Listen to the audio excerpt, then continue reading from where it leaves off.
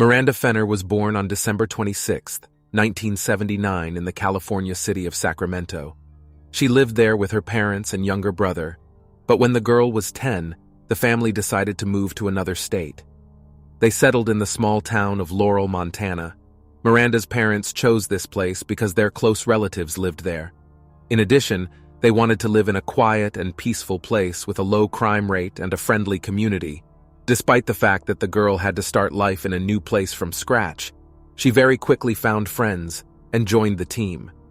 Miranda also enjoyed spending time with her grandparents, who lived in the city. In high school, she decided that she wanted to work with children and thought about what profession in this direction she should choose. According to her relatives, Miranda has been a kind and sympathetic person since childhood, striving to help other people.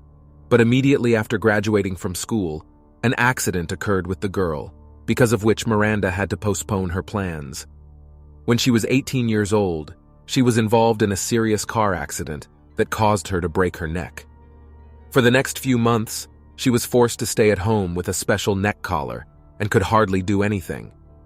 Fortunately, the rehabilitation took place quite quickly, and after 3 months of treatment, Miranda was able to recover. Although this accident left indelible consequences for her health, the girl could finally come back to life. In early autumn, she found a temporary job. Miranda got a job in a videotape rental store. It was a fairly simple and interesting job, so the girl was very happy. In addition, right in front of the establishment was a small motel owned by her grandparents. Therefore, Miranda could often go to see them. Despite the fact that the girl most often worked alone and closed the store late in the evening, her parents weren't worried that anything might happen to her. Firstly, Laurel was a very safe city with extremely low crime, and secondly, her house was only a short drive away. However, on November 15, 1998, everything changed. It was the usual quiet Sunday. Miranda talked with customers and also sorted out old Disney posters. She called her uncle and asked if she needed to leave any of them for his children. Later, she called her mom to chat with her. It was about 7 in the evening and there were fewer and fewer customers. Miranda told her that she had filled out applications to various colleges and was going to send them out soon. Despite the fact that the girl has long wanted to work with children, recently she discovered a new hobby: art. She liked to draw, and she began to think about getting an education in this direction. The woman was happy for her and said that she would support any decision about further studies. At approximately 8 p.m., 2 men drove past Miranda's shop on their way back from fishing. Once in front of the establishment, they immediately noticed an alarming picture. Near the door of the store lay a girl covered in blood. The men immediately called an ambulance, and the doctors arrived at the scene. A few minutes later, they found that the girl was alive. However, her pulse was very weak. For this reason, they decided not to take her to the hospital by car, but called a medical helicopter. Doctors hoped that this would help save the girl. At the same time that doctors were waiting for the helicopter, Miranda's younger brother arrived past the store. Seeing that something had happened there, he immediately went home and told his parents about it. When his father rushed to the scene, the girl had already taken the helicopter. However, there were many police officers on the scene who told the man that his daughter had been the victim of a brutal attack. Immediately after that, the girl's parents rushed to the hospital, located in the neighboring large city of Billings. They drove at great speed and even managed to get there before the helicopter. Unfortunately, shortly after Miranda's arrival, doctors pronounced her dead. Experts found that the girl was stabbed in the neck, because of which she lost a lot of blood. In addition, a wound was found on her hand, which was classified as protective. According to them, the attack took place between 8:30 and 8 in the evening.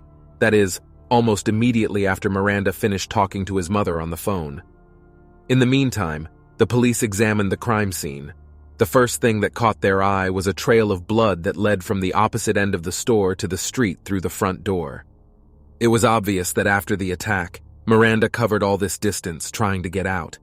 Unfortunately for her, there was no one on the street at the time. The police also noticed that the back door of the store was ajar. They admitted that the killer came out through it. It is noteworthy that just a few minutes before the discovery of Miranda, a patrolman drove past her store. He was investigating a chain of robberies that have occurred in the city in recent months. Near the video rental building, he saw a dark sedan. However, at that time, the policeman did not attach any importance to this, since the car did not fit the description of the one on which the robbers moved. Investigators also admitted that this car could belong to Miranda's killer. According to detectives, the attackers tied the girl's legs in the back of the store and then killed her. They also found that a small amount of cash was missing from the cash register, so they assumed that the motive was robbery. Nevertheless, given the cruelty with which the offender dealt with the victim, they were in no hurry to rule out personal motives. Over the next few days, forensic experts collected more than 100 different fingerprints and thousands of hairs in the store. Considering that a lot of people came to the room every day, it was extremely difficult for them to abstract all this from possible biological samples of the killer. Given the complete lack of evidence, the investigation did not yield any significant results. This case was not like an ordinary robbery, because in the vast majority of cases, criminals do not commit such atrocities to the victim. In addition, Miranda's mother said that shortly before the incident, they just had a conversation about robberies. The girl then said that without hesitation, she would give the criminal all the money, since they are not worth dying. This added even more questions as to why the killer had dealt with her. In the weeks that followed, Miranda's relatives and dozens of concerned residents staged a memorial event outside the store, and they also managed to raise $18,500, which was offered as a reward for information about the killer. Most of this money was sent to the victim's parents by sympathetic people, and $5,000 was donated by the owner of the video rental. Despite the complete lack of evidence, the police worked on this case in 2 shifts, dealing with it 24 hours a day. For the residents of Laurel, who are not used to murder, the incident was a big shock, and they wanted those responsible to be punished. Over the following months, investigators interviewed more than 800 people, and also turned to FBI profilers for help. They even checked all the robberies in neighboring cities, but all this did not bring results. Over time, Miranda's parents raised the reward for information to $25,000, hoping that this would help solve the case. The main problem was that they didn't have any useful evidence. Police collected prints, hair, and other materials belonging to hundreds of visitors to the store. However, whether there was anything among this that belonged to the killer remained unknown. Since then, there has been no major progress in this matter. In 2000, information surfaced that a certain perpetrator, shortly before his death, stated that he was related to the murder of Miranda. Investigators checked this information, but concluded that this statement was not true. In the years that followed, Miranda's case was covered several times in major television broadcasts on unsolved cases. Each time, this led to the fact that the police began to receive new calls with tips. However, one of them did not bring the detectives closer to the solution. In 2012, the local police department referred the case to the Billings Unsolved Crime Unit. The new detectives re-examined all available information, but they failed to make any progress. It is noteworthy that for all the years of investigation, as many as 10 people turned to the police, who confessed to the murder of Miranda. Each time the detectives carefully checked their stories, but in each case, they found evidence that these people were lying. It is not entirely clear why they did this. However, the fact remains that this is found in almost every high-profile case, and the police are already accustomed to such fake confessions. There was no serious progress for several more years, until something unexpected happened in 2017. A man came to the police department and asked to speak to the chief detective. When given the opportunity, the man said he wanted to confess to a crime that occurred a few months before Miranda's death. On September 5, 1988, a woman from Billings was finishing her morning shift. She was delivering newspapers in a residential area of the city and was about to go home. At one point, she heard footsteps behind her, and the next second, she was hit on the head. An unknown man dragged her to a nook between 2 houses, abused her, and stabbed her several times in the neck. The woman decided to try to deceive the offender and pretended to die, after which the attacker fled the place. The victim managed to return to the street, where she was noticed and an ambulance was called. She survived and was even able to give the police a rough description of the attacker. At the crime scene, they also found a used contraceptive, which, handed over to experts, later they managed to extract the DNA profile of the criminal, but there were no matches in the database. This is also suspended for many years, despite the presence of biological material of the criminal, and only 19 years later, the alleged offender himself came to the police and stated that he was the attacker. This man turned out to be Zachary O'Neill, who was 18 years old at the time of the crime. According to his story, he was just walking down the street, saw this woman and decided to abuse her. Fearing that she would be able to identify him, he stabbed her several times and thought she was dead. Only a few days later, he read in the newspaper that the woman had survived, and here the detectives found something else. In 2013, they received a tip from a woman in the case of the murder of Miranda. She said that she suspected her husband's son, who in those years lived in Laurel with his father and his biological mother. That son was Zachary, and there were several reasons why the woman suspected him.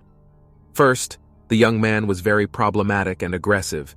He used heavy illegal substances, and sometimes the woman feared that he could harm her in a fit of rage. Secondly, her husband told her that on the very day of Miranda's murder. Zachary brought home some rented cassettes. Given that the town was small, there was only one film rental establishment, and he had to take these cassettes from Miranda's store. However, in 2013, this tip did not help detectives, because there was not a single piece of evidence against Zachary. In addition, the police did not regard the information received as significant, since all this did not even indirectly indicate his guilt. But after Zachary confessed to assaulting another woman, he suddenly stated that he was also involved in Miranda's murder. According to him, on that Sunday he went to the store and rented 4 cassettes, 3 for his mother and 1 erotic content for himself. When he returned home, his mother found a 4th cassette tape with intimate content and demanded that it be returned. Zachary went back to the store and decided to rob him along the way. He said he was heavily addicted to illegal substances at the time and needed money to buy them. What's more, he was also under the influence of drugs that evening. Returning to the store, he waited for other customers to come out, after which he took out a pistol and demanded that Miranda give him all the money and cassettes. There was a very small amount of money. The girl immediately handed over the cash to the criminal, after which Zachary took Miranda to the back of the store and tied her up. The young man planned to leave her there so that she would not immediately call the police, but in the process he began to worry that the girl would remember his appearance and give the police a description. As a result, he took out a hunting knife and stabbed Miranda several times in the neck, after which he fled. A few days later he threw the knife away in the mountains of Montana, where he and his father went hunting. It is noteworthy that Zachary repeatedly got into the police from a young age, but replacing serious crimes. For example, a few months before the attack on a woman in Billings, he and 2 other guys snuck into someone else's house, stole alcohol, a car, and several dozen elements of firearms. The guy did not receive any serious punishment. However, this crime remained in his file. Despite this, after a tip in 2013, the police still did not begin to check in detail his involvement in the murder of Miranda. The detectives were surprised that Zachary himself came to them and confessed to 2 serious crimes. He himself explained this by the fact that all these years his conscience tormented him. He was ashamed of what he had done, and he was constantly thinking about taking his own life. Zachary added that the guilt only intensified after he abused several more women in the following years. Despite everything the man said, the detectives were in no hurry to take his word for it. As we remember, before him, as many as 10 people confessed to the murder of Miranda, and all of them turned out to be liars. The police admitted that Zachary could be another, so they decided to release him into the wild. However, they immediately began to check his story. A DNA sample was taken from the man, and the first thing they compared it with the sample found in the contraceptive after the attack on another woman. The result showed a complete coincidence, and the detectives realized that Zachary really did not lie. The man was arrested for the first crime, and the police began to try to link him to the murder of Miranda.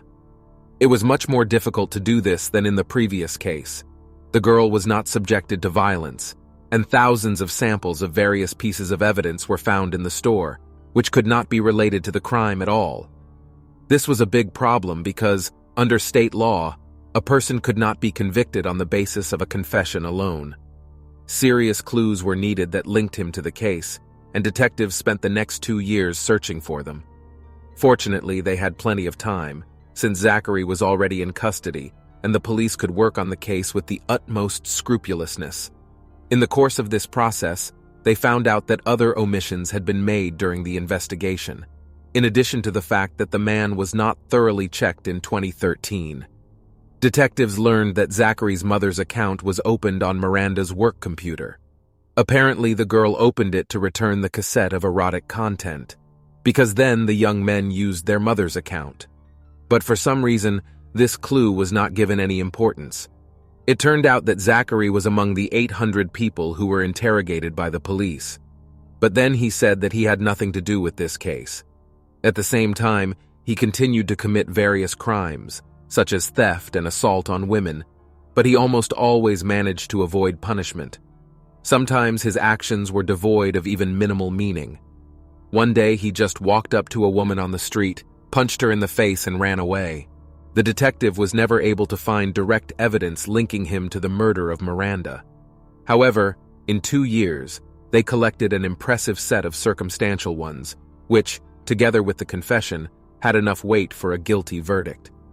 This included his crimes in the months before and after the murder, including violence against several women and theft. In addition, his mother's public account on the victim's work computer proved that Zachary was the last visitor Miranda saw before her death. In addition to this, the police said that in his confession, the man gave them several facts about this murder, which was never disclosed. All this was enough for the court, and Zachary himself agreed to plead guilty. As a result, the man received a life sentence for the murder of Miranda, as well as 2 more life sentences for other crimes. In his final remarks, he addressed Miranda's relatives and said he was very sorry for his actions. Zachary also expressed hope that his confession will help them cope with this tragedy. Despite his remorse, the victim's parents said that they would only be satisfied with the death sentence. In their opinion, after all he had done, Zachary did not deserve the right to live a full life, even in prison. Share your opinion about this story in the comments, and don't forget to like it if you liked the video. Thanks for watching.